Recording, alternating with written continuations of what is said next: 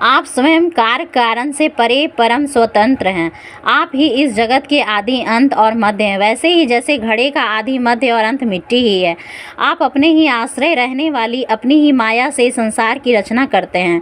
इसमें फिर से प्रवेश कर अंतर्यामी के रूप में विराजमान होते हैं। इसलिए विवेकी और शास्त्रज्ञ पुरुष बड़ी ही सावधानी से अपने मन को एकाग्र करके इन गुणों की विषयों की भीड़ में भी आपको निर्गुण स्वरूप का ही साक्षात्कार करते हैं।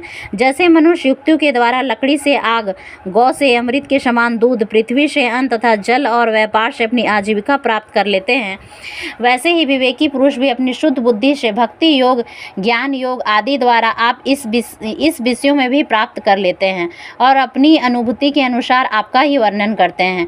कमल लाभ जिस प्रकार दवा गिन से झुलसता हुआ हाथी गंगा जल में डुबकी लगाकर सुख और शांति का अनुभव करने लगता है, वैसे ही आपके आविर्भाव से हम लोग परम सुखी और शांत हो गए हैं। स्वामी, हम लोग बहुत दिनों से आपके दर्शनों के लिए अत्यंत लालायित हो रहे थे। आप ही हमारे बाहर और भीतर की आत्मा हैं। हम सब लोकपाल जिस उद्देश्य से आपके चरणों की शरण में आए हैं, उसे आप कृपा करके पूर्ण कीजिए। आप सबके साक्षी हैं, अतः इस विषय में हम लोग आपसे क्या निवेदन करें? इस विषय में हम लोग आपसे और क्या निवेदन करें? प्रभु, मैं शंकर जी, अन्य देवता, ऋषि और दक्ष आदि प्रजापति सब के सब अग्नि से अलग हुई चिनगारी की तरह आपके ही अंश हैं और अपने को आपसे अलग मानते हैं। ऐसी स्थिति में प्रभु हम लोग समझ ही क्या सकते हैं?